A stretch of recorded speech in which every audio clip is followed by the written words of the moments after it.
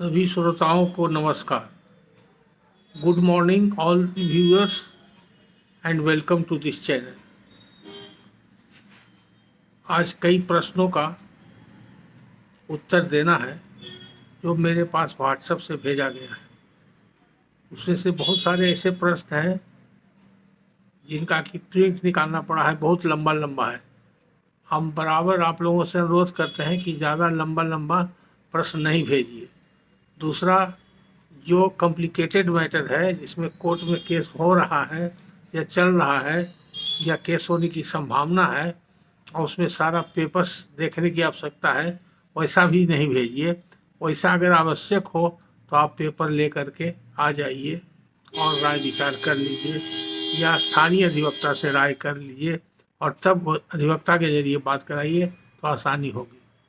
क्योंकि बहुत सा प्रश्न को समझने में बहुत सी बातों का जानकारी नहीं मिल पाता है जिस तरह से आप लोग प्रश्न लिखते हैं। जैसे आज सबसे पहला प्रश्न हम ले रहे हैं, ये लिखते हैं अवधेश यादव गढ़वा से, झारखंड से। ये हाथ से इन्होंने लिखा है, साफ साफ लिखा है और उसी को फोटो भेजा है। खैर किसी तरह से उसको इलाज करके प्रिंट निकाल करके हम पढ़ रहे हैं। तो इनका भी प्रश्न में बहुत सा कमी है, फिर भी जितना इन्होंने लिखा है उसके हिसाब से जवाब दे रहे हैं। और कारण नहीं पता चलता है, नहीं इनको पता है, तो तथ्य की कमी है, क्लियर नहीं होता है तथ्य, तो उसका आंसर भी गलत हो सकता है। अगर हम दोनों परिस्थितियों को देखते हुए इसका आंसर दे रहे हैं। इनका लिखना है, सर प्रणाम, 1933 ईस्वी में हुकुमनामा द्वारा 3 एकड़ 1 डिसमिल बंदोबस्ती किया गया, जिसका 1933 से 1950 तक का रसीद कटा, जिसमें 4 प्लॉट था।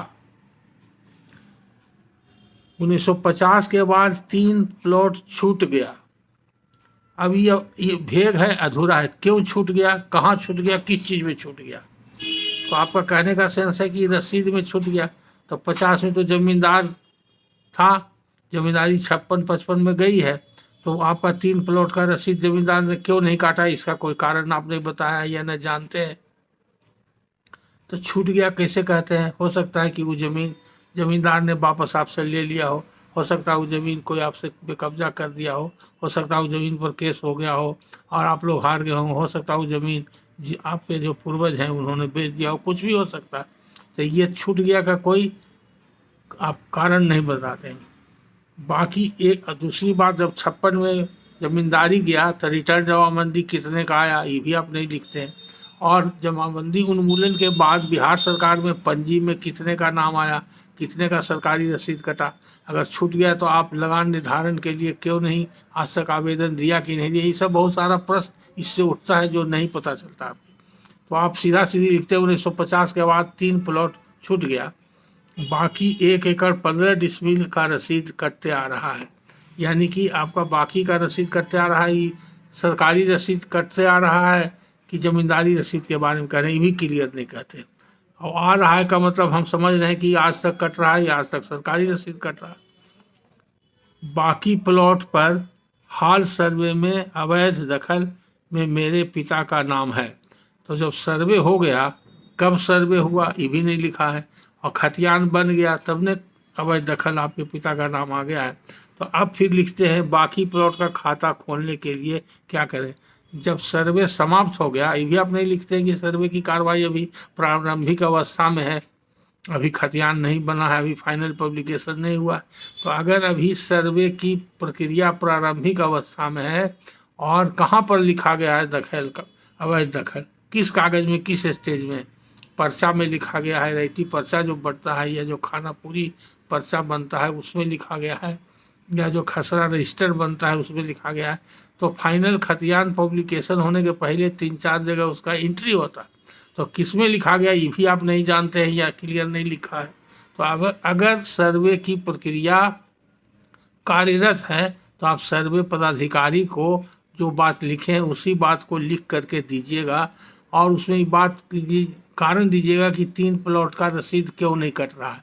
लेकिन ये जरूर लिखिएगा वो तीनों प्लॉट पर भी हमारा कब्जा है और सभी पर कब्जा का क्या एक्ट ऑफ पोजेशन है, क्या करते हैं, खेती है तो खेती करते हैं, मकान दुकान दलान है कुछ है तो करते हैं, और अगर उस पर अपना कब्जा के बरकरार रखते हुए कभी इजारा पट्टा उसमें से व्यय कुछ किया है तो वो भी लिख सकते हैं, जितना व्यय किया होगा उतना छट जाएगा, बाकी बच जाएगा। या अगर अगल बगल का कोई रैयत ने बिक्री किया है, चौहद्दी में आपका नाम दिया है, तो कब्जा के सबूत में कोई भी कागज़ आपको जो मिले वो दिखा सकते हैं, वो दिखाते हुए आप आवेदन दे करके खाता खुलवा सकते हैं। अगर आपका खाता नहीं खुलता है या फाइनल हो गया सर्वे, तो अपना लगान निर्धारण के लिए दरखास्त दे सकते हैं कि हमारा ये है, इसमें गलती से खाता खुल गया है, इसको ज़मीन को रैयती मान करके हमारा कर दिया जाए। अगर रेवेन्यू पदाधिकारी ऐसा नहीं करता है तो आप सिविल कोर्ट में केस लड़ करके कब्जा के आधार पर, आप पिछला बंदोबस्ती के आधार पर जीत सकते हैं। तो आप स्थानीय अधिवक्ता से मिल करके वहाँ पर टाइटल सूट फाइल किए और आपके पास कोई विकल्प नहीं। अवैध कब्जा अगर है तो अगर मान लीजिए कि खतियान बना 15 साल पहले, तो 15 साल पहले लिखा गया अवैध कब्जा, तो 15 साल के बहुत पहले से आपका अवैध कब्जा है। आपका जैसा बंदोबस्ती है उसके हिसाब से अवैध कब्जा आपका 1933 से ही आता है या 1950 तक तो अवैध कब्जा है।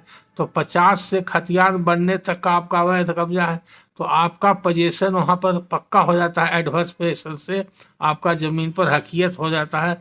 टाइटिल का मुकदमा बनता है, टाइटिल करके अगर कोई आपके खिलाफ कोई कार्रवाई कर रहा है, ज़मीन पर कब्जा कर रहा है, उसके खिलाफ टाइटिल का कार्रवाई कर सकते हैं। या सरकार कुछ कार्रवाई कर रही है तो आप टाइटिल का कार्रवाई कर सकते हैं। अगर सरकार कोई कार्रवाई नहीं कर रही है तो खतियान में अवैध दखल जो लिखा गया है, गलती हुआ है, इसी आधार पर आप डिक्रेटरी सूट कर सकते हैं। अदालत से आप घोषणा करवा सकते हैं कि मेरा हकीयत का घोषणा कर दिया जाए। यही आपके सवाल का जवाब है। अगला प्रश्न है Ritesh Kumar advocate, civil court Muzaffarpur. हालांकि इनका जो प्रश्न था शॉर्ट में व्हाट्सएप पर हमने जवाब दे दिया था और बड़ा टेक्निकल है और कानून से, प्योर कानून से संबंधित है और वो प्रोबेट और विल से संबंधित है, जिसमें बहुतों को कन्फ्यूजन होता है। बराबर इस पर सवाल आते रहता है और कई लेक्चर मेरा इस पर हो चुका है, फिर भी लोगों को कन्फ्यूजन होता है और लेक्चर सुनने के बाद भी लोग कंफ्यूज कर जाते हैं। इसलिए हमने सोचा कि फिर से व्हाट्सएप पर तो हमने शॉर्ट में जवाब दे दिया, हो सकता है कि वकील साहब रितेश कुमार जी ठीक से समझे हैं कि नहीं समझे हैं, फिर भी हम आज उसको एक्सप्लेन कर देते हैं। तो सबसे पहले हम सवाल पढ़ेंगे ताकि और श्रोता लोग जो सुन रहे हैं वो भी लाभान्वित हो सके और रितेश जी को तो जो लाभ होना है होगा ही, उनकी जानकारी बढ़ेगी। लिखते हैं Ritesh Kumar advocate, civil court Muzaffarpur से।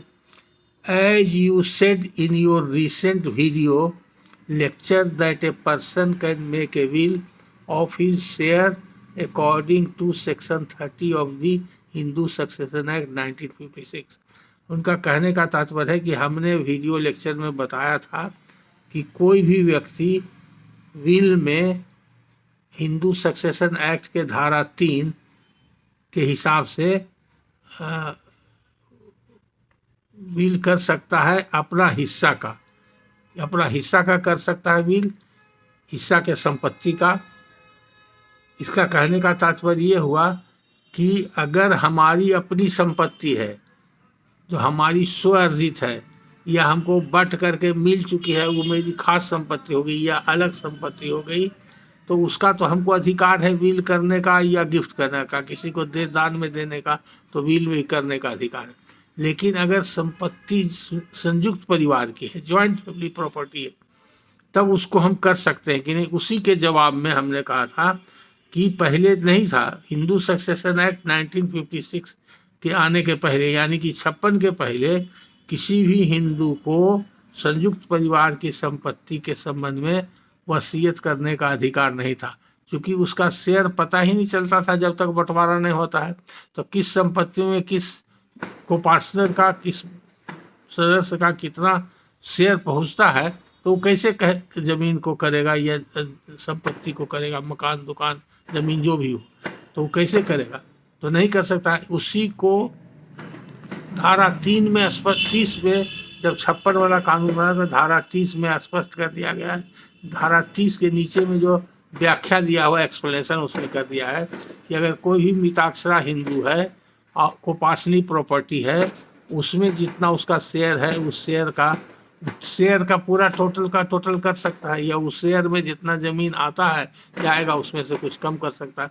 जैसे मान लीजिए कि कोई 4 भाई है, एक भाई का शेयर 1/4 है, तो अपना चौथाई शेयर पूरा का वसीयत किसी को कर सकता है। कि चौथाई शेयर में से उसका आधा, फिर उसका चौथाई, कुछ भी कर सकता है।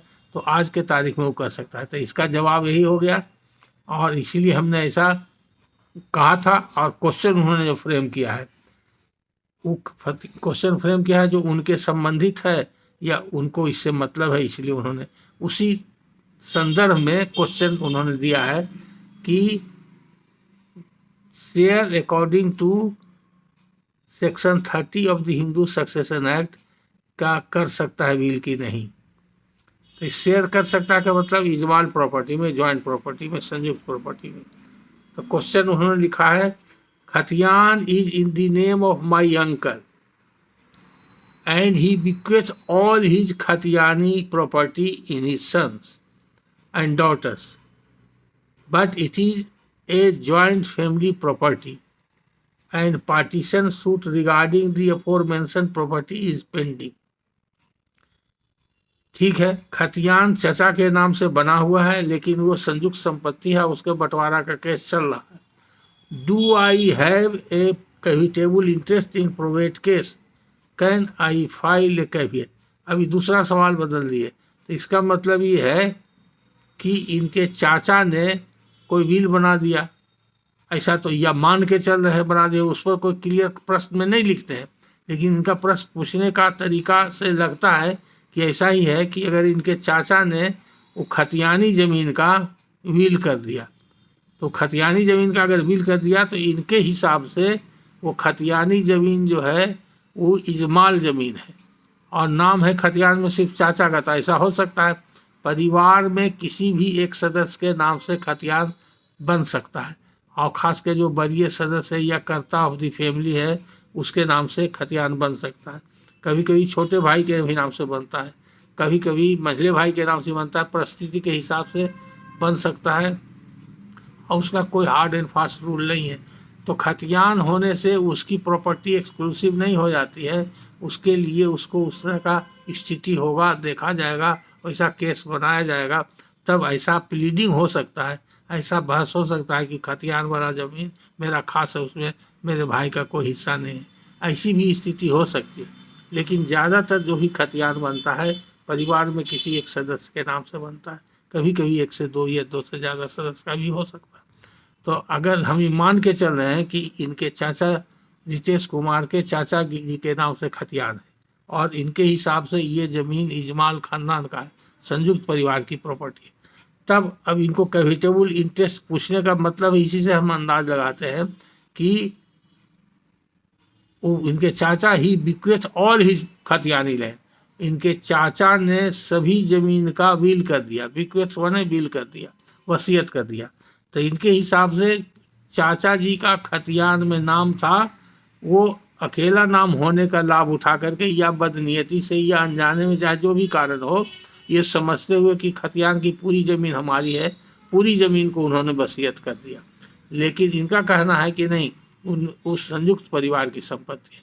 तो आप वसीयत जब कर दिया तो वसीयत के बाद उन्होंने प्रोवेट के लिए कोई केस भी किया होगा, जिनको किया गया, और आगे लिखते हैं in his son and daughters but it is joint family property and partition suit regarding the aforementioned property is pending.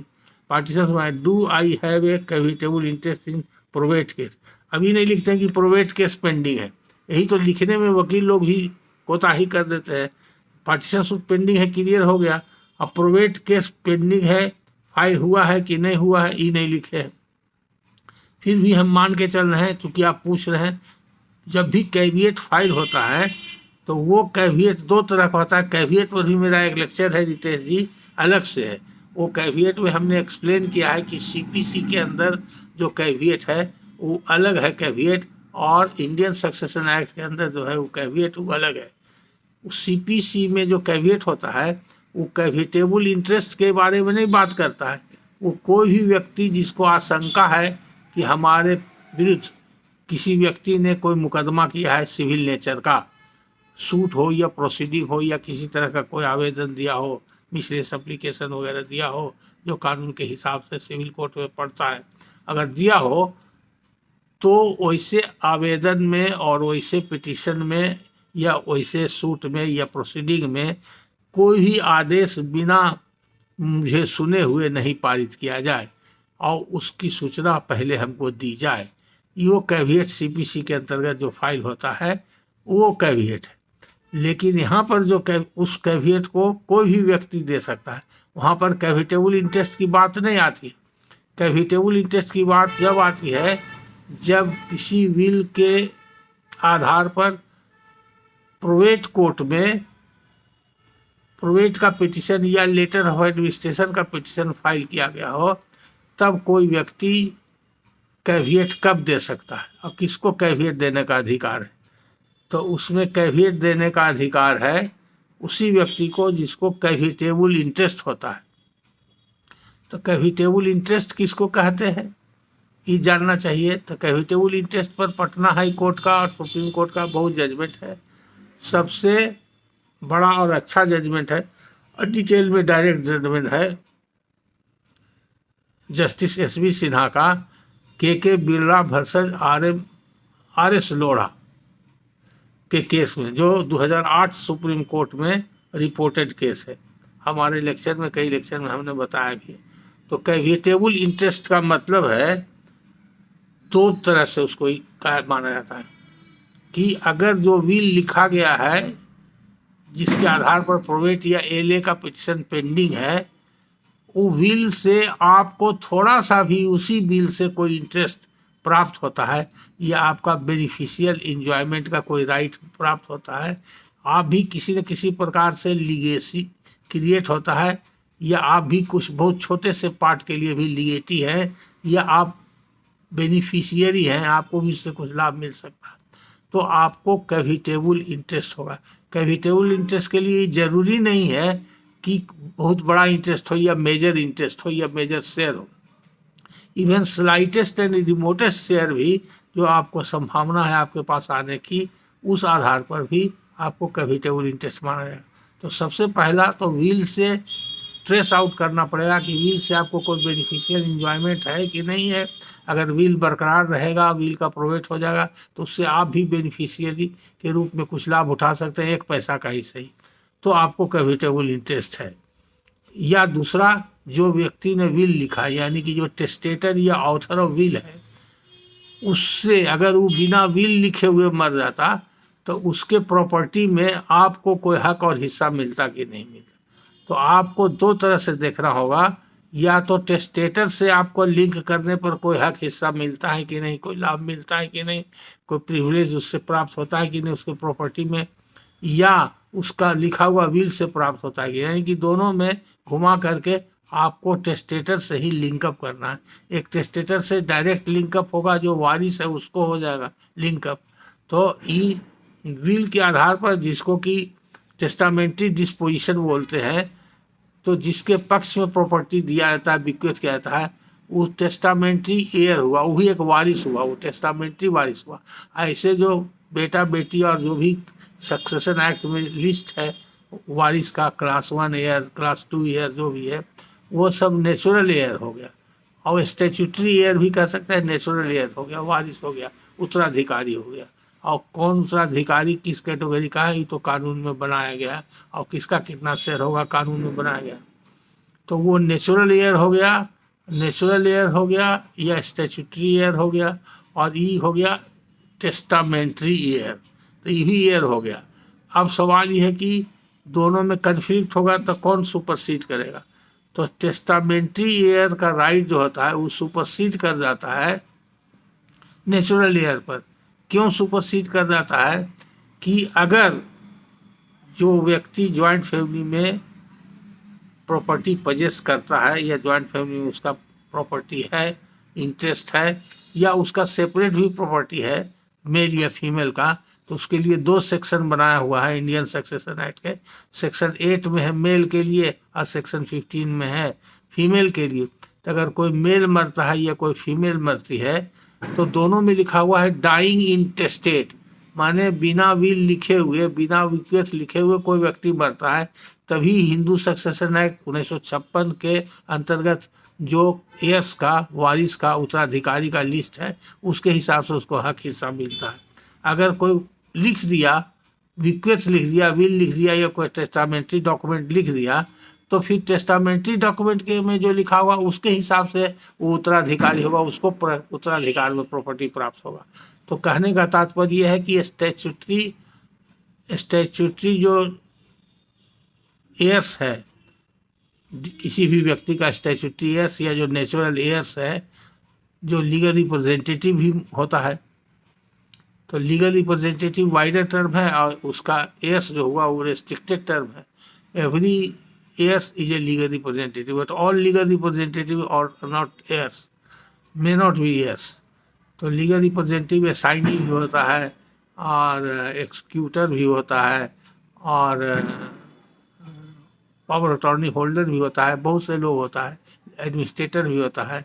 ये सब लीगल रिप्रेजेंटेटिव हो सकता है, जैसा कि उसका डिफिनेशन लीगल रिप्रेजेंटेटिव का सीपीसी में भी दिया हुआ है और इंडियन सक्सेशन एक्ट में भी दिया हुआ है।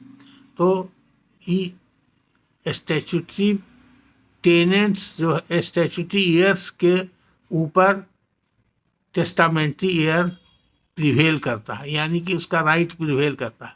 तो अगर मान लीजिए कोई एक आदमी है, उसको 2 बेटा एक बेटी है, वो मर जाता है, एक विल लिख करके बेटा और बेटी किसी को नहीं देता, भतीजा को प्रॉपर्टी देता है, तो भतीजे का हो जाएगा, बेटा बेटी को नहीं होगा। अगर वो बेटी को देता है, बेटा को नहीं देगा, तो बेटी को हो जाएगा। तो इसी तरह से testamentary heirs has got overriding effect और उसका preferential right over the inheritance right of the statutory और नेचुरल एयर्स। तो आपका आंसर हमने लिख दिया था, जितेश जी आपने देखा होगा, आपने लिखा था can I file a caveat. दूसरा लिखे हैं आप can a caveator deny the title of the testator. तो कैविएटर को टाइटल डिनाई करने का कोई राइट नहीं है। क्यों नहीं है? अब इसका जवाब अपने आप मिल जाता है। जब कैविएटर उसी को बोलते हैं और सही में कैविएट लॉन्च करने का राइट है। कैविएटर ऐसे बोलते हैं one who lodges A caveat, जो कैविएट देता है वो कैविएटर है। तो कोई भी आदमी कैविएट दे देगा, उसको राइट है भी नहीं भी है तो कैविएट दे देगा, वो आउटसाइडर है तो चैलेंज कर सकता है, कैविएटर तो कर सकता है। लेकिन अगर सही में कैविएट देने वाला व्यक्ति को कैविटेबल इंटरेस्ट है तो कैविटेबल इंटरेस्ट तो टेस्टेटर से ही प्राप्त होता है।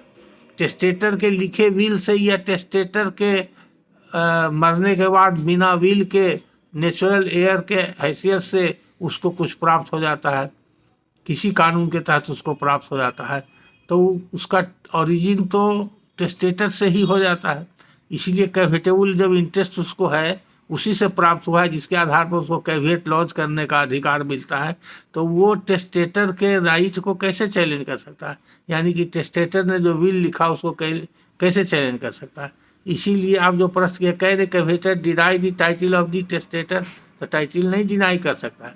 उसका टाइटल जब एडमिट कर लेगा तभी ने उसको कैविटेबल इंटरेस्ट भी माना जाएगा। जब उसका टाइटल था तब विल लिखा, विल से उसको भी बेनिफिशियल इंजॉयमेंट का कुछ राइट है, या उसका टाइटल था वो मर गया तो उसमें कुछ हल्का हिस्सा हक हिस्सा इसका भी पहुँचता है तो भी कैविटेबल, इसलिए उसके टाइटल को डिनाई नहीं कर सकता। हाँ, कोई थर्ड पार्टी है, आउटसाइडर है, जैसे राम ने श्याम की प्रॉपर्टी का विल कर दिया हरि के नाम में, तब जो है श्याम कह सकता है कि राम को कोई टाइटल था, मेरी प्रॉपर्टी थी और उसको विल करने का कोई राइट नहीं था।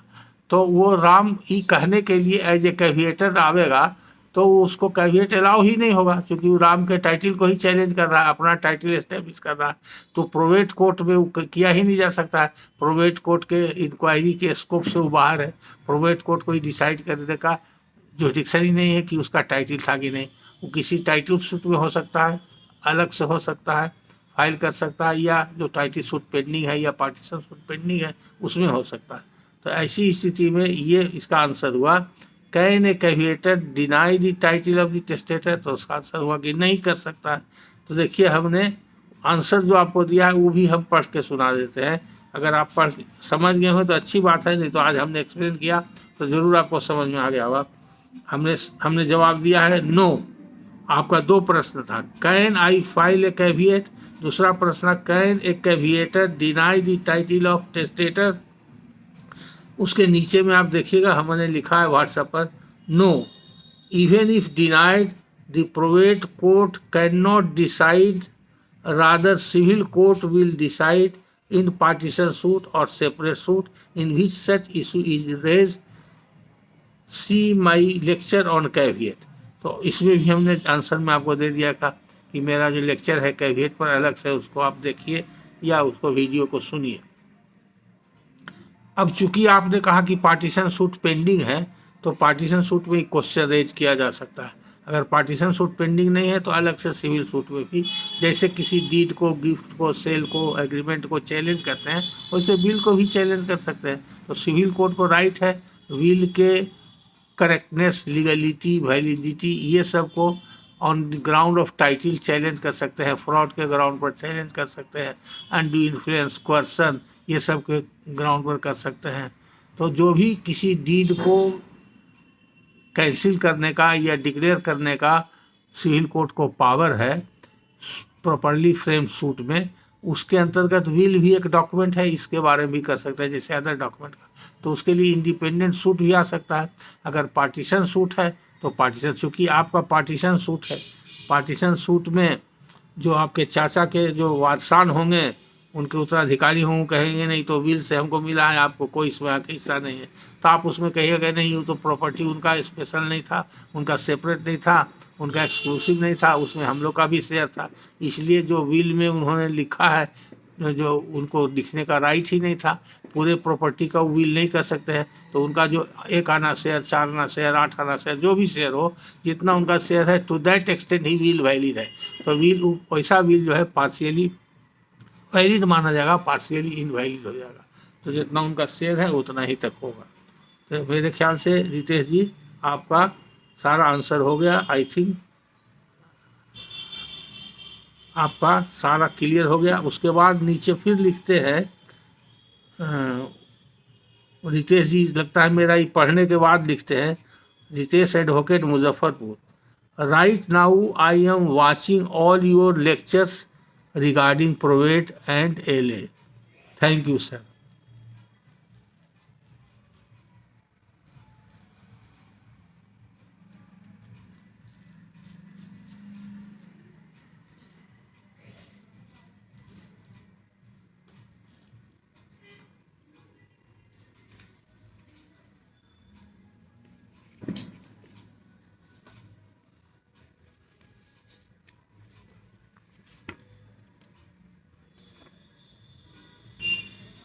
अब अगला प्रश्न है, ये भी बड़ा प्रश्न है लेकिन साफ साफ लिखा हुआ है, थोड़ा बोल्ड प्रिंट निकला हुआ है, इसलिए हमको पढ़ने में सुविधा हो रही है। इसको हम पूरा पढ़ लेंगे, जिन्होंने भेजा है उनको भी सुविधा होगी और जो अन्य श्रोता सुन रहे हैं उनको भी सुन करके जानने समझने का मौका मिलेगा। ये लिखने वाले हैं वरुण कुमार मधेपुरा से। लिखते हैं, प्रणाम सर, मैं वरुण कुमार मधेपुरा से हूँ। मैंने 80 डिसमिल जमीन 2 भाई से रजिस्ट्री लिया। उसमें पुराना खाता खेसरा सही डाला हुआ है, लेकिन नया खाता खेसरा गलत है। एक भाई ने सही खाता खेसरा देखकर रजिस्ट्री कर दिया, दूसरा भाई नहीं कर रहा है, उसके लिए कोई कानूनी उपाय है? इसका जवाब है कि हाँ, कानूनी उपाय है। आप उनको मौखिक अनुरोध कीजिए, मौखिक अनुरोध पर नहीं करते हैं तो उनको लिखित अनुरोध कीजिए, लिखित अनुरोध पर नहीं करते हैं तो वकील के द्वारा नोटिस दीजिए, उसमें जिक्र कर दीजिए कि मौखिक भी दिनांक इतना को कहा था, फिर लिखित भी पत्र के द्वारा कहा था, अब नहीं तो आपको हम नोटिस दे रहे हैं, इतना दिन के अंदर कीजिए, नहीं तो आप पर हम मुकदमा करेंगे। तो उनको डीड रेक्टिफिकेशन का टाइटल सूट होता है, वो आप कर सकते हैं मुकदमा, यही उसका उपाय है, और कोई उपाय नहीं है। अगर वो सहमत हो जाते हैं तो दोनों मिल करके जा करके दूसरा रेक्टिफिकेशन डीड लिख सकते हैं।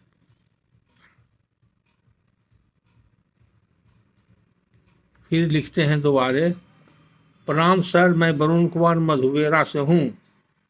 मैंने 44 डिसमिल डेट 8/1/1988 जमीन खरीदा।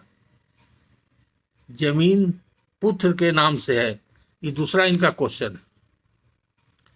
हो सकता है कि दो अलग अलग डेट का क्वेश्चन जमा हो गया हो तो एक साथ मिल गया हो। अगर पहले का जवाब हम दे दिए होंगे तो ठीक है, नहीं तो एक ही साथ सब निकल गया है तो एक ही साथ ही भी आ रहा है। तो पहले का तो कानूनी उपाय बता दिए। अब दूसरा प्रश्न बोल रहे हैं, 44 डिसमिल 8/1/88 को खरीदे हैं पत्र जमीन पुत्र के नाम से।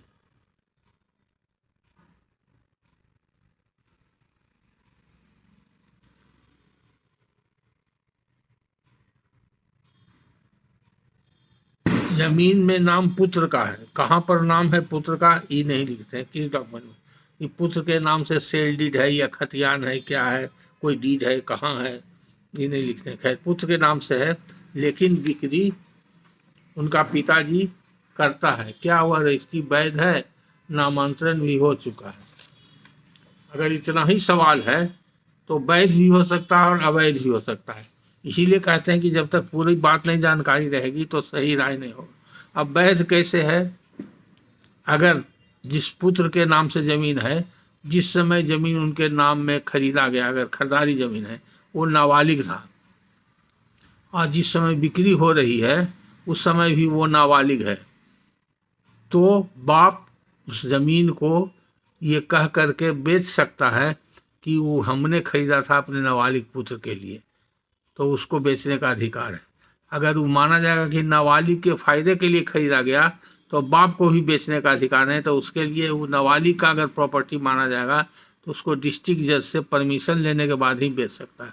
इसलिए दोनों स्थिति है, वैलिड भी हो सकता है और नहीं भी वैलिड हो सकता है। अगर बेटा बाप में विवाद हो गया तब वो क्या कहता है, बेटा का क्या कहना है, तब उस स्थिति में सोचा जाएगा। अगर कोई विवाद नहीं है और आपका दाखिल खारिज हो गया, आप कब्जा में है, तो चिंता की बात नहीं है। जब कोई विवाद होगा तो यही कहिएगा कि कोई कारण बताइएगा, सुटेबल कारण, कि प्रॉपर्टी बाप का ही था या बेटे का था या जॉइंट फैमिली प्रॉपर्टी का था, बाप घर का करता था, कर्ता के हैसियत में था। तो उस समय अगर कोई प्रॉब्लम होगा या कोर्ट में केस करने की ज़रूरत होगी तो सोच समझ करके आपको जवाब बनाना होगा, और वहाँ के स्थानीय अधिवक्ता से मिल करके आप जवाब बना सकते हैं। लेकिन घबराने की बात नहीं है। बाप रजिस्ट्री किया है तो उसमें कुछ रजिस्ट्री का वसीका में देखना चाहिए क्या लिखा है, इसके बारे में कुछ लिखा है कि नहीं। ये अभी जो प्रश्न आप पूछ रहे हैं, जिस समय आप लिखा रहे थे उस समय तो आप देखे होंगे उसका कैसे उसको कागज़ हुआ, कैसे कागज़ मिला, कैसे हकीकत मिला और किस काम के लिए बेच रहा है, सब वसीका में लिखा रहता है केवाला में। ये सब तो कुछ बताते नहीं हैं। इसीलिए बगैर ये सब जो है बिना वकील से कागज़ दिखाए हुए राय देना ठीक नहीं है। और राय अगर हम दे दें और उसके आधार पर कोई गलती हो जाएगी तो आपको नुकसान भी हो सकता है। इसलिए बराबर सावधान करते रहते हैं कि सारी बात को अच्छी तरह से समझ लीजिए। और ये समझते हैं कि हम कोई कोर्ट में नहीं जाएं, वकील के पास नहीं जाओ, वहाँ खर्चा होगा जाने में, राय लेने में।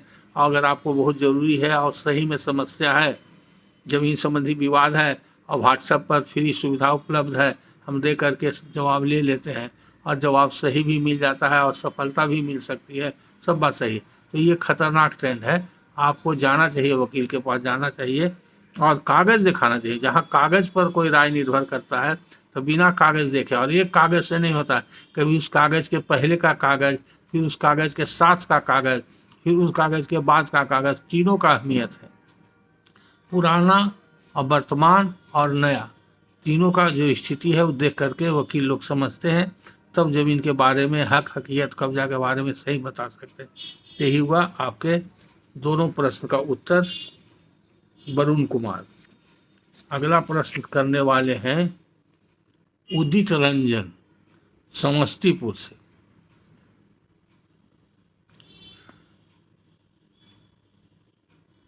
ये पीजी के स्टूडेंट हैं, इससे इन्होंने अंग्रेजी में लिखा है। अब पीजी किस सब्जेक्ट में है तो नहीं कर सकते हैं, अगर लॉ में है, चूँकि एकदम लॉ का टेक्निकल जो क्वेश्चन होता है उसी तरह का इन्होंने क्वेश्चन फ्रेम किया है। फिर भी हम कोशिश करते हैं कि इनका जवाब दे दें। इन्होंने लिखा है अंग्रेजी में, hello sir, My name is Udit Ranjan and I am from Samastipur. I have a question. A landlord, Rajnath Prasad, had inherited proprietary interest of 16 anna from his father, Dharmeshwar Nath Prasad, in 3930 Tauji, and with the aid of his zamindari he acquired 40 acres of land through auction, abandonment and surrender. ये सब जो है वकील लोग ही जानते हैं, वकील लोग ही सब लिख सकते हैं. These properties became बकास प्रॉपर्टी ऑफ राजनाथ प्रसाद. ठीक है, ये भी आप समझ रहे हैं राजनाथ का हो गया. Now does these properties to be consider Rajnath separate property और to be consider ancestral property in the hands of Rajnath Prasad, as these properties had been acquired with the aid of ancestral proprietary estate, treating it as nucleus.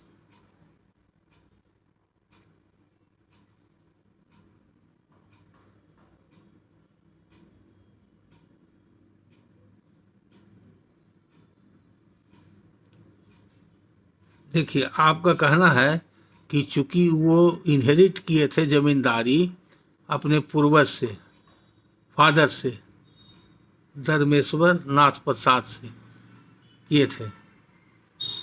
Rajnath प्रसाद अपने पिता से किए थे inherit, है न, और उसी के आमदनी से या एज ए जमींदार रहते हुए उनको नीलामी में या सरेंडर में, अबेंडनमेंट में जो हासिल हुआ, तो वो उसका ओरिजिन तो कहते हैं कि पूर्वज से है, पैतृक संपत्ति से. अगर वो नहीं रहता, प्रोप्राइटरी राइट उनको पिता से नहीं मिलता तो उनको नहीं मिलता.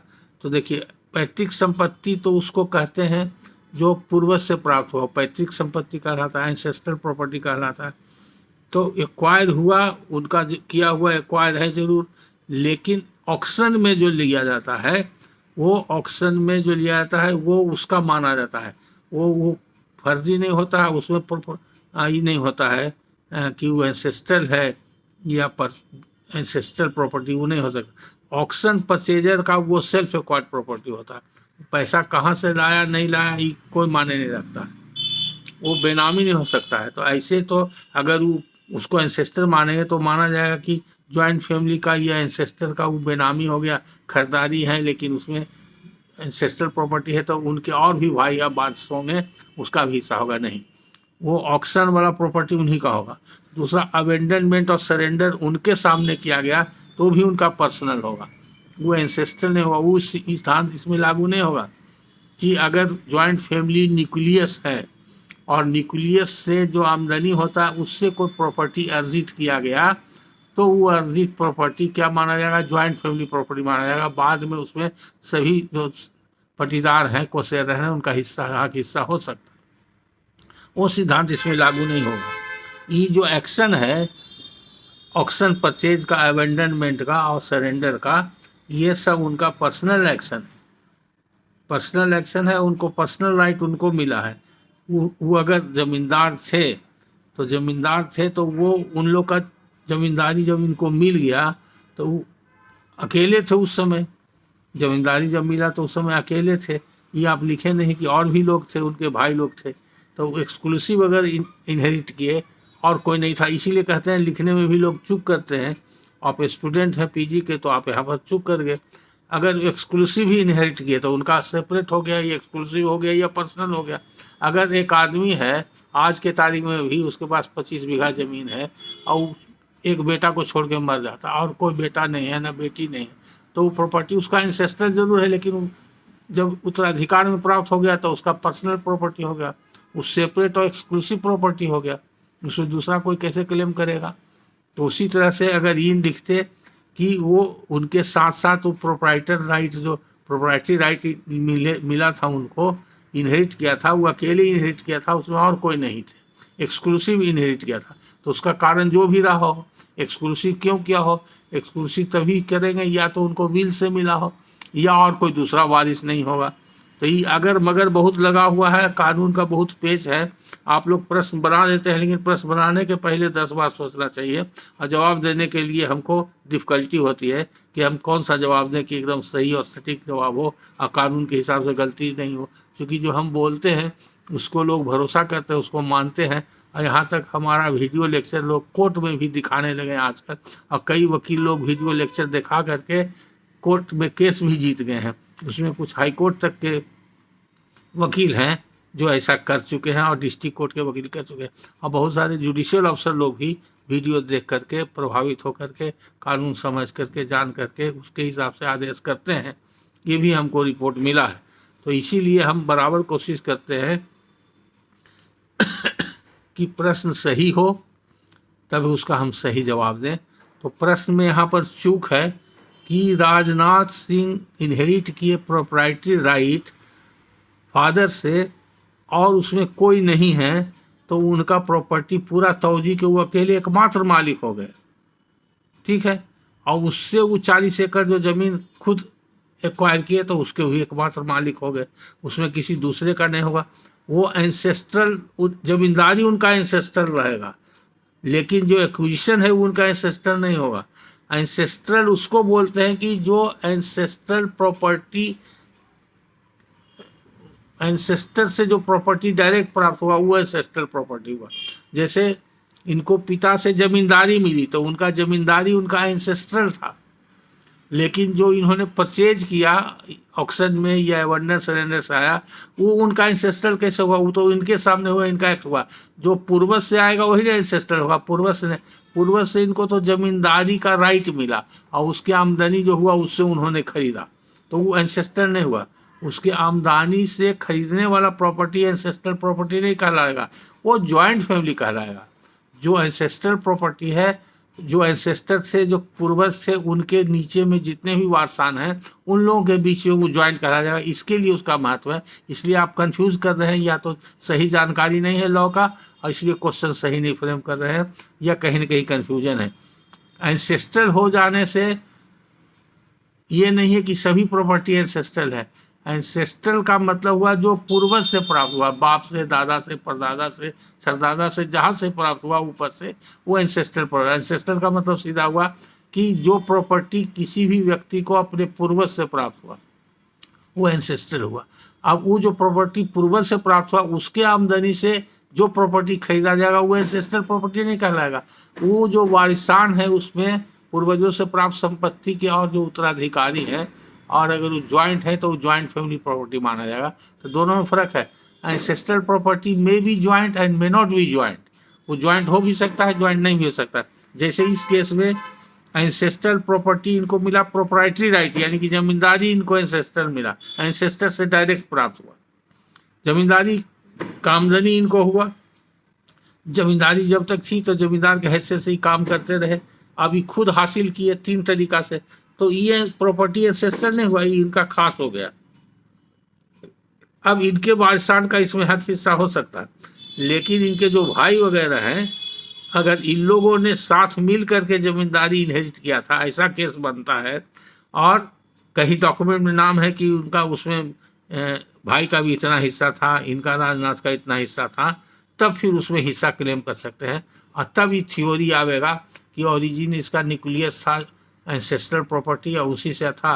राजनाथ सिंह का कोई पर्सनल जमींदारी नहीं था, और पर्सनल जमींदारी या पर्सनल इनकम से उन्होंने नहीं किया था, तब होगा। क्योंकि वो पर्सनली उन्होंने इनहेरिट किया, ये भेग है, यहाँ पर क्लियर नहीं है, हम नहीं लिखे, इसलिए हम मान के चल रहे हैं कि अकेले उन्होंने इनहेरिट किया, तो अकेले किया तो अकेले उनका होगा। जैसे उदाहरण दिया कि आज एक व्यक्ति है, वो एक बेटा को छोड़ के मर गया और कोई वारिस नहीं है, तो उसका वो खास प्रॉपर्टी हो गया, उसका सेपरेट प्रॉपर्टी हो गया, स्पेशल प्रॉपर्टी हो गया, और उसको कहा जाएगा कि उसको अपने पूर्वज से प्राप्त हुआ, तो उसके लिए वो एंसेस्ट्रल प्रॉपर्टी था, एंसेस्ट्रल प्रॉपर्टी है। लेकिन आज के तारीख में वो अब उसका पर्सनल प्रॉपर्टी हो गया। एंसेस्ट्रल प्रॉपर्टी पर्सनल प्रॉपर्टी भी हो सकता है जब कोई दूसरा उसमें वारिस नहीं है, और ancestral property joint family property भी हो सकता है। दोनों स्थिति बनती है। तो ये आप समझ गए। उसके बाद आगे लिखते हैं,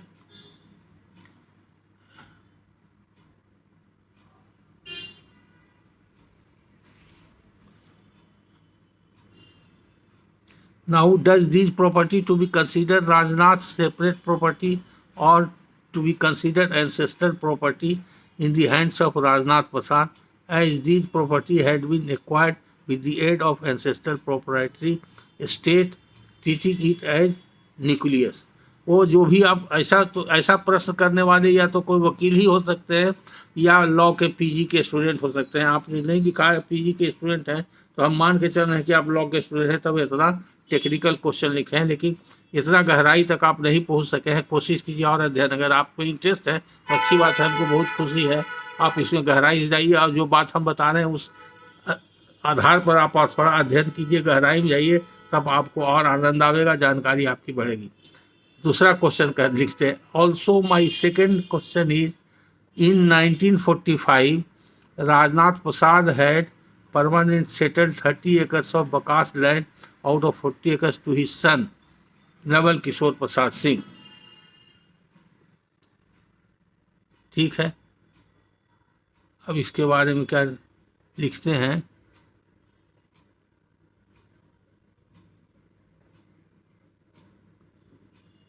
आगे वाला लगता है कि क्वेश्चन कुछ नहीं लिखा हुआ है क्या। इस second question is then Rajnath Prasad Singh had permanently settled 30 acres of Bakas land out of 40 acres to his son Naval Kishore Prasad Singh.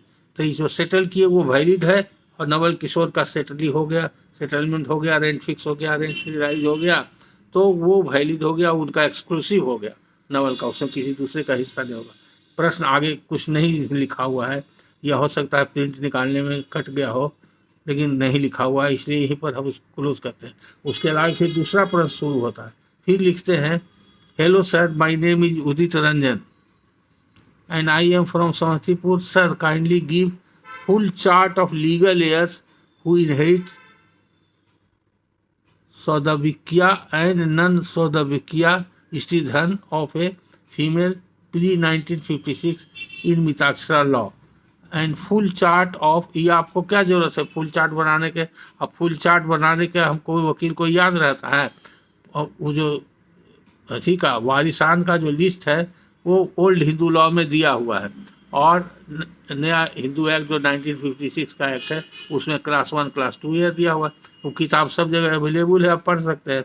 तो ये सब फालतू सवाल है, और उतना टाइम मेरे पास आप लोग के आपके लिए सुविधा के लिए इतना हम अपना समय निकालते हैं, क्योंकि मेरा यही काम नहीं है कि सिर्फ वीडियो लेक्चर ही देना।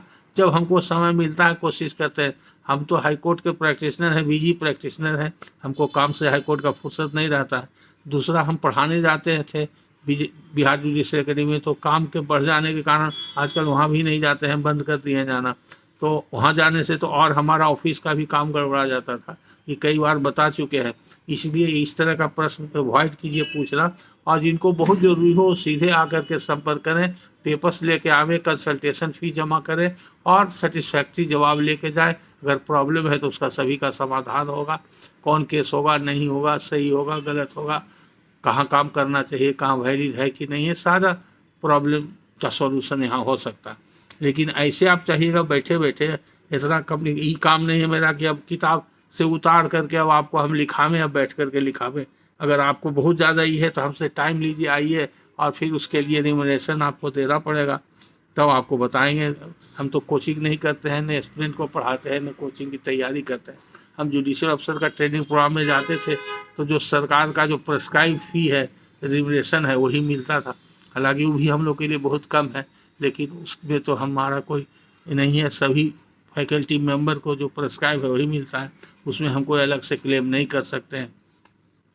तो वो भी किसी खास रिक्वेस्ट के कारण, जजेस के रिक्वेस्ट के कारण हम जाते थे कि जुडिशरी में जुडिशियल अफसर्स का थोड़ा ट्रेनिंग में अच्छा ज्ञानवर्धन कार्यक्रम हो, हमारा भी उसमें योगदान रहेगा, तो न्यायिक व्यवस्था में सुधार हो और जनता को न्याय मिले। ये उद्देश्य से हम अपना समय बर्बाद करके भी जाते थे, और हमारा कुछ प्रोफेशनल लॉस ही होता था, हमको जाने से कोई लाभ तो होता नहीं था, सिवाय इसके कि जुडिशल ऑफिसर के बीच हमारी जानकारी बढ़ी और लोग हमको उस निगाह से गुरु के हैसियत से देखते हैं और देखते थे, और आज भी लोग देखते हैं और मानते हैं, जानते हैं या इज्जत देते हैं, रेस्पेक्ट करते हैं।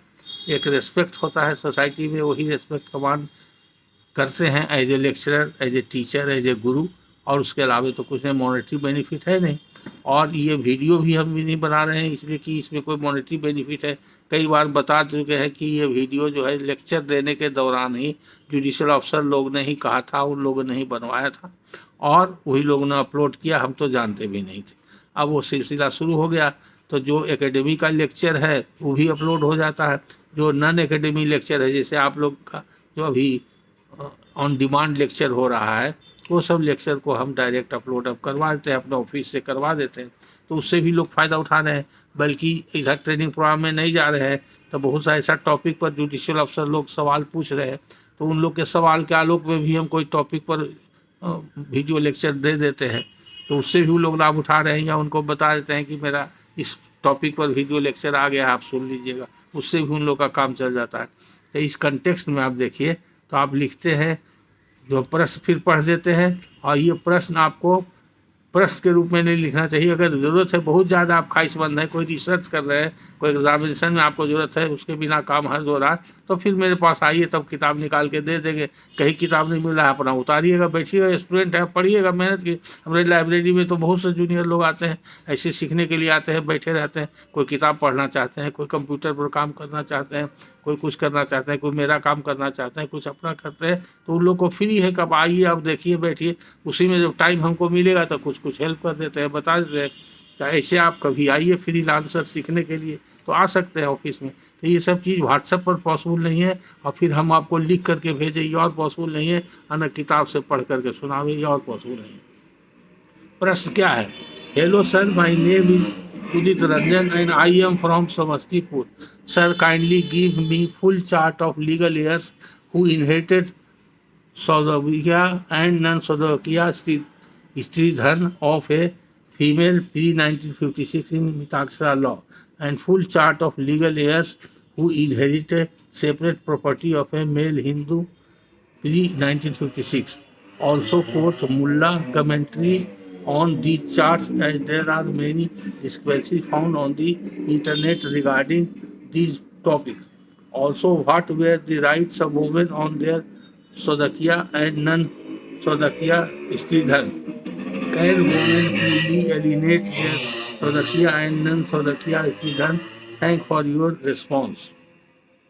तो हमारा रिस्पॉन्स यही है, उसके बारे में आप आइए और पढ़िए। अब उसको कंपैरेटिव स्टडी की कोई रिसर्च वर्क का काम है, वो मेरा काम नहीं है।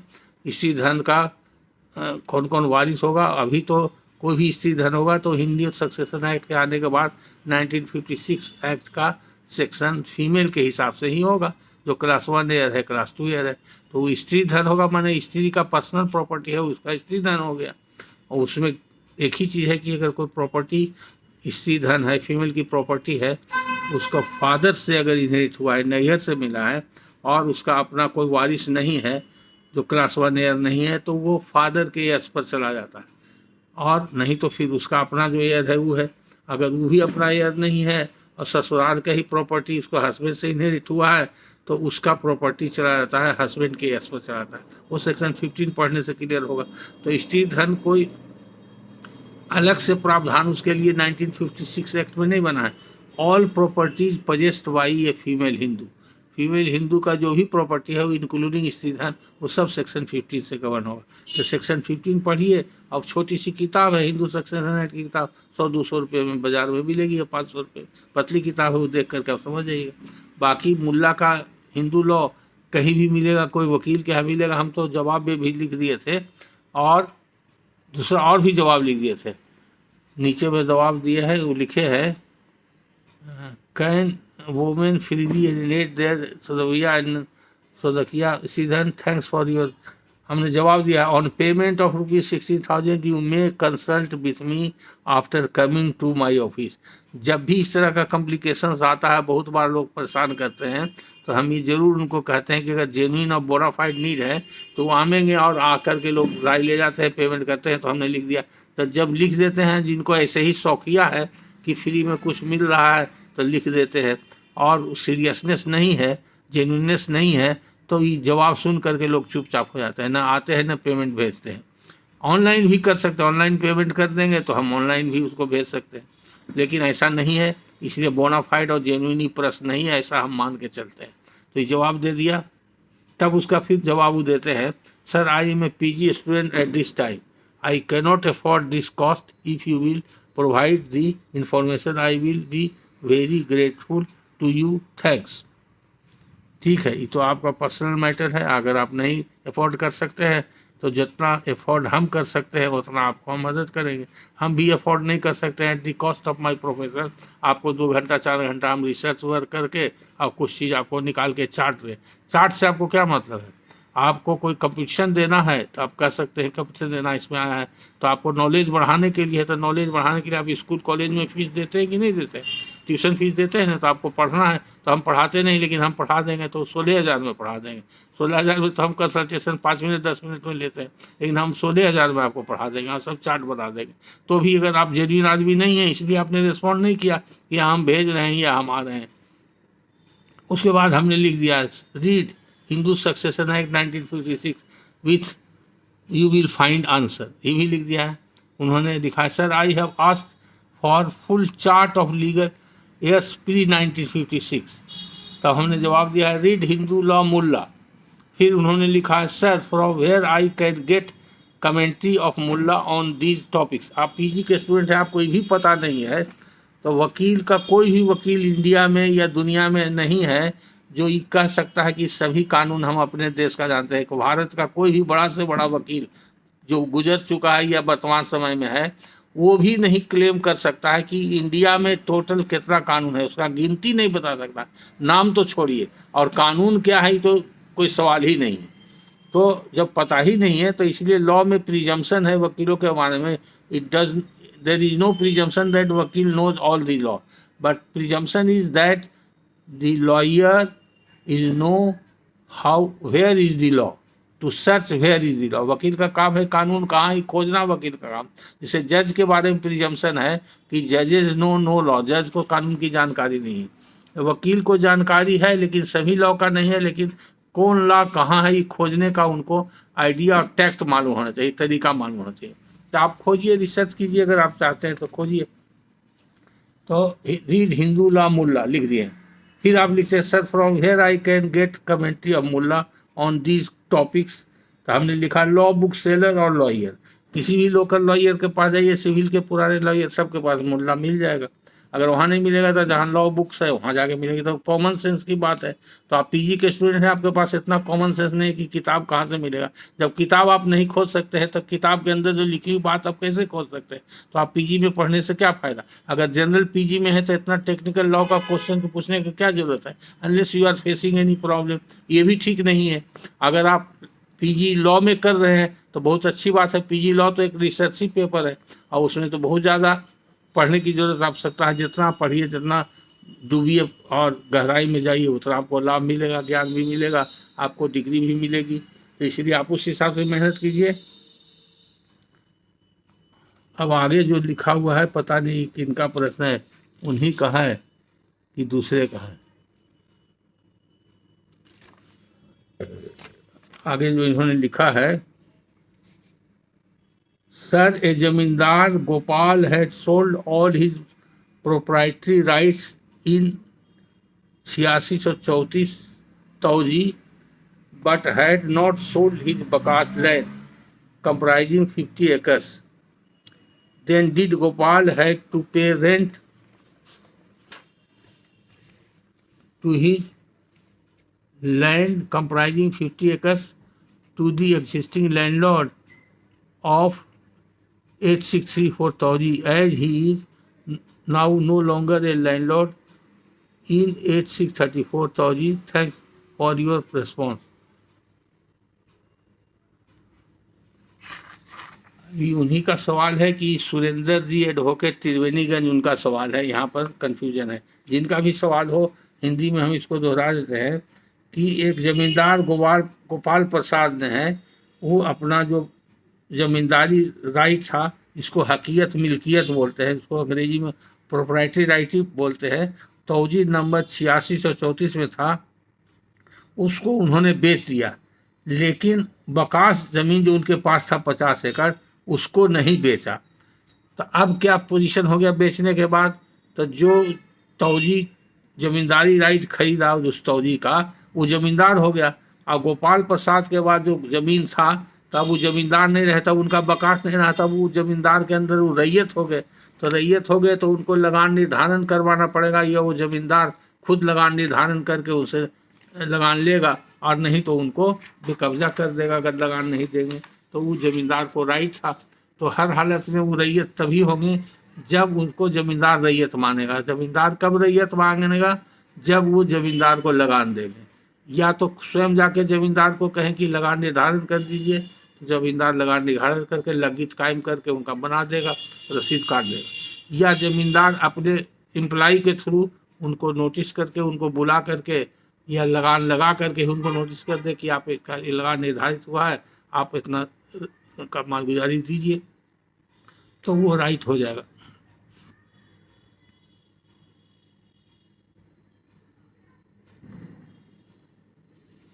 अब इसलिए ये क्वेश्चन सिंपल है और डायरेक्ट है। अब इनका इन्हीं का है, पीजी वाले स्टूडेंट का, ये किनका, एक ही साथ कंटिन्यूएशन में है, हो सकता है।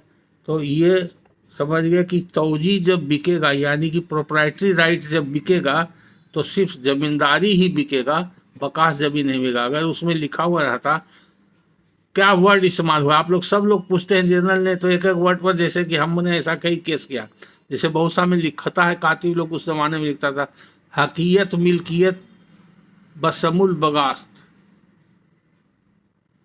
बकास्त के साथ, बकास जीरात गैर मजरूआ आम बोखास, जितना भी अगर उसमें लिखा हुआ है सब स्पेसिफाई किया होता, सब भी गया।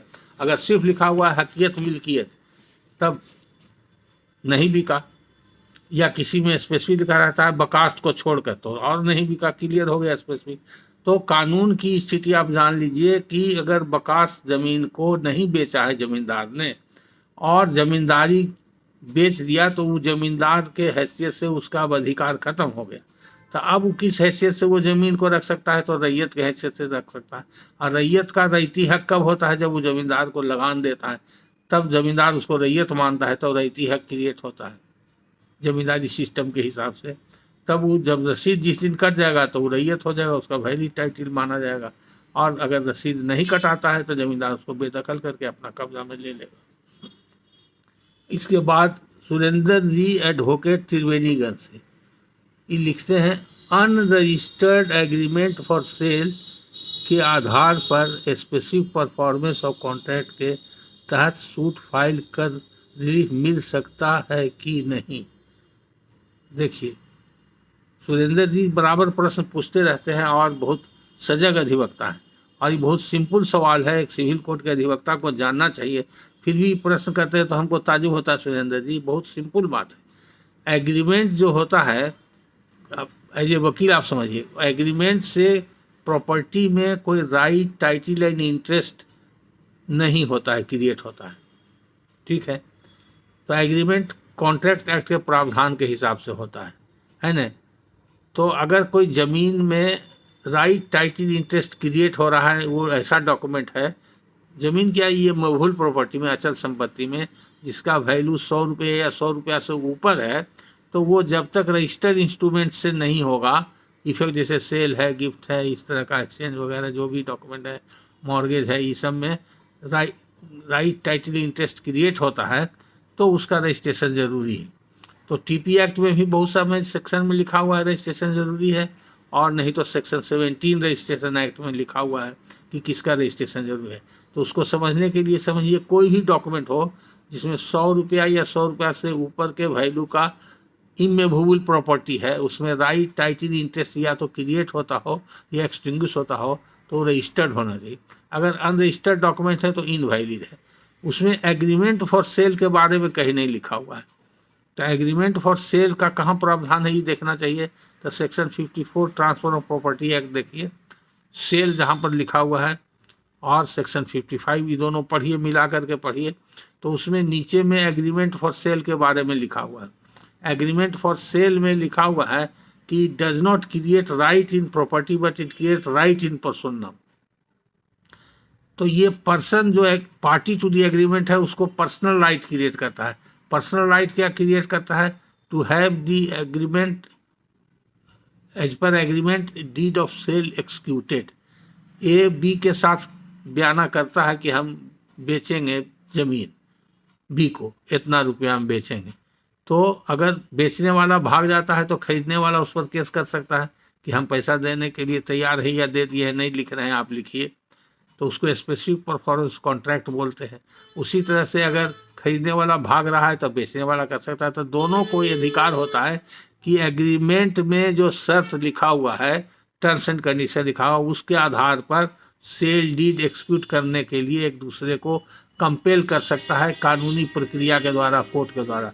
तो वो जो प्रक्रिया अपनाई जाती है उसी को बोलते हैं suit for specific performance of contract. उसके लिए स्पेसिफिक रिलीफ एक्ट बना हुआ है जिसमें सेक्शन 16 एंड ऑनवर्ड बहुत सारा प्रावधान है, उसका भी एप्लीकेशन होता है। तो कॉन्ट्रैक्ट एक्ट का इसलिए तो एग्रीमेंट है और एग्रीमेंट अगर एग्रीमेंट फॉर लॉफुल कंसिडरेशन है तो वैलिड एग्रीमेंट है, तो वैलिड एग्रीमेंट है तो वो हो गया कॉन्ट्रैक्ट हो गया। अगर कॉन्ट्रैक्ट फॉर सेल है तो टीपी एक्ट के हिसाब से इन्फोर्सेबल हो गया। लेकिन अगर कोई एग्रीमेंट ओरल है, आप कहते हैं इफ ए रजिस्टर्ड एग्रीमेंट, नहीं, अनरजिस्टर्ड एग्रीमेंट फॉर सेल के आधार पर अनरजिस्टर्ड एग्रीमेंट फॉर सेल लिखते हैं। तो एग्रीमेंट फॉर सेल से तो राइट टाइटल इंटरेस्ट नहीं होता है। टीपी एक्ट या रजिस्ट्रेशन एक्ट दोनों नहीं कहता है कि एग्रीमेंट जो होगा वो रजिस्टर्ड होगा, इसलिए अनरजिस्टर्ड एग्रीमेंट वैलिड है और उस पर स्पेसिफिक परफॉर्मेंस का सूट हो सकता है। ये जनरल लॉ हो गया। अब स्पेशल लॉ आइए, चूँकि आप लॉ के प्रैक्टिशनर हैं तो आपको सब जानना चाहिए। 2001 में अमेंडमेंट हुआ था इंडियन रजिस्ट्रेशन एक्ट में, जिसमें सेक्शन 17 में भी अमेंडमेंट हुआ। वो अमेंडमेंट का अलग एक्ट है, उसमें एक ही एक्ट में कई एक्ट का अमेंडमेंट हुआ था मिला करके। तो उसमें अमेंडमेंट से सेक्शन 17 कैपिटल ए जोड़ दिया गया। तो वैसा एग्रीमेंट जिसमें बहुत सारे लोग एग्रीमेंट में लिख देते हैं कि इतना रुपया हम पाए हैं, इतना रुपया और ले करके करेंगे, रजिस्ट्री करेंगे, ये सब रहता है। साथ साथ ये भी लिखा है कि हम आज के तारीख से कब्जा दखल दे दिया। तो अगर ऐसा एग्रीमेंट फॉर सेल हो जिसमें कब्जा दखल देने की बात लिखी हो तब उसका रजिस्ट्रेशन जरूरी है। अगर वैसा रजिस्ट्रेशन नहीं है तो इनवैलिड होगा, तो उस पर सूट फेल कर जाएगा। लेकिन अगर कब्जा दखल की बात नहीं है, सिंपल एग्रीमेंट फॉर सेल है और अनरजिस्टर्ड है, तो उस पर स्पेसिफिक परफॉर्मेंस का सूट हो सकता है। यहाँ तक कि ओरल एग्रीमेंट पर भी हो सकता है, अनरजिस्टर्ड तो छोड़िए, ओरल पर भी हो सकता है। तो समझ गए त्रिवेणी जी, थी सुरेंद्र जी। फिर सुरेंद्र जी का आगे प्रश्न है, भूदान या कमेटी के सदस्य पब्लिक ऑफिसर के श्रेणी में आते हैं तो कैसे? तो मैंने व्हाट्सएप पर जवाब दे दिया था, CCPC they are not public officer. तो उन्होंने फिर जवाब दिया, थैंक यू सर। कोर्ट में केस हम दोनों पार्टी अपना अपना क्लेम करते हैं, कागज दिखाता है जमीन का कि उसका कब्जा है, तो जज किस आधार पर फैसला देते हैं? मार्गदर्शन कीजिए गुरुजी। देखिए ये सब तो सब लोग कोर्ट के लिए है। कोर्ट दोनों पार्टी के एविडेंस को इवैल्यूएट करता है, चाहे ओरल डॉक्यूमेंट हो, ओरल एविडेंस हो या डॉक्यूमेंट्री एविडेंस हो, वो उसको इवैल्यूएट करता है, कानून के दायरे पर देखता है कि किसका एविडेंस मान्य है, एक्सेप्टेबल है, रिलायबल है और कानून के अंदर उसकी मान्यता है, और जिससे वो सेटिस्फाइड होता है उसके पक्ष में वो, जैसे तराजू पर जब तोलते हैं तो जिसका वजन ज़्यादा होता है वो पड़ना भारी हो जाता है। तो इसलिए उसको बोलते हैं एविडेंस को शिफ्ट एंड वे करना, उसको तोलना। कानून के तराजू पर जो एविडेंस एक्ट इसीलिए बना हुआ है, तो एविडेंस एक्ट के तहत उसको, एविडेंस एक्ट को तराजू मानिए, उस पर दोनों पक्षों का जो ओरल डॉक्यूमेंट्री एविडेंस है उसको जज तौलता है और तौलने पर देखता है किसका पल्ला भारी है। तो जिसका पल्ला भारी है उसके पक्ष में फैसला कर देता है। एक आदमी कहता है कि मेरा कब्जा है, दूसरा आदमी कहता है कि मेरा कब्जा है, 4 गवाह भी देता है, 4 गवाही भी देता है। दूसरा आदमी कहता है कि हमारे पास ही डॉक्यूमेंट है, एक आदमी कहता है मेरे पास ही डॉक्यूमेंट। तो सबको देखेगा, सबका जो कम्युलेटिव इफेक्ट है तो उसको मिला करके फैलाता है। इसलिए ये प्रश्न आपके मन में कैसे आया? आप लिखते हैं कोर्ट में केस है, दोनों पार्टी अपना अपना क्लेम करता है, कागज दिखाता है जमीन का कि उसका कब्जा है, तो जज किस आधार पर फैसला देते हैं? इस रोजमर्रे की बात है, आपको इसका होना चाहिए, जानकारी होना चाहिए। प्रश्न भी आपके मन में नहीं आना चाहिए, लेकिन उसका अगर प्रश्न मन में आया है तो उसका संक्षेप में उत्तर यही है कि जज है जो एविडेंस को शिफ्ट एंड वे उसको बोलते हैं, उसको तराजू के पलड़े पर तौलना। और किस आधार पर? तो एविडेंस एक्ट के कानूनी प्रावधानों के आधार पर उसको तौलना, देखना कि रेलिवेंट है कि नहीं है, एडमिसिबल है कि नहीं है, रिलायबल है कि नहीं है, एक्सेप्टेबल है कि नहीं है, और कौन किसके ऊपर ज़्यादा रिलायबल और कौन एक्सेप्टेबल है। तो इसीलिए जीरा वगैरह किया जाता है, इसलिए कि गवाह जो है चीफ में जो बोला वो सपोर्ट किया नहीं, जीरा में आया, जीरा में टूट गया, कहते हैं गवाह टूट गया, खिलाफ बोल दिया, गड़बड़ बोल दिया, तो उसका डॉक्यूमेंट जो है, जो the evidence of oral evidence या oral testimony of the witness did not stood the test of cross examination. Cross examination इसीलिए किया जाता है कि उसका वेरासिटी जज करने के लिए, उसकी सत्यता को परखने के लिए। अगर वो झूठ बोल रहा है तो जीरा के दौरान गड़बड़ा जाएगा, उल्टा पुल्टा बोल देगा। तो उसी आधार पर जज अपना माइंड मेकअप करते हैं, फैसला करते हैं और लिखते हैं कि हाँ ये सेटिस्फैक्ट्री है, एविडेंस इनका रिलायबल है, ये एक्सेप्टेबल है। तो उनका सेटिस्फैक्शन होना जरूरी है। सेटिस्फैक्शन होने के लिए एडमिसिबल होना जरूरी है, रिलायबल होना जरूरी है, एक्सेप्टेबल होना जरूरी है, अकॉर्डिंग टू लॉ होना चाहिए। तो हालांकि हमने इसमें जवाब दे दिया था कानून के आधार पर, तो आज हम डिटेल बता दिए। फिर आगे भी प्रश्न है, अब शायद इन्हीं का है, त्रिवेणी जी का है या किनका है, ये नाम नहीं इसमें पता चल रहा है, लेकिन हम पढ़ देते हैं, अगर त्रिवेणी जी का ही होगा तो उन्हीं का समझ आएंगे। विनय मेहता का जमीन था, उसे जमीन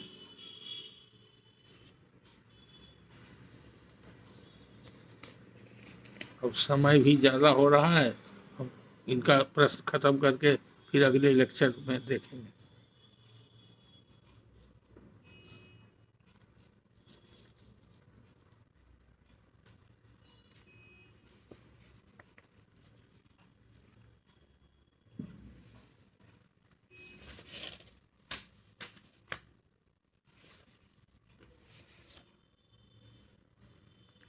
ये एक प्रश्न लेते हैं, कंफ्यूजन है कि त्रिवेणी जी का है या किनका है, लेकिन हम किन्हीं का हो हम पढ़ रहे हैं। विनय मेहता का जमीन था, उस जमीन लिए 2013 में म्यूटेशन भी हो गया है। फिर विनय मेहता का भतीजा उसी जमीन को बेच दिया किसी और से, केस चला, डिक्री हो गया फॉर विनय मेहता का भतीजा।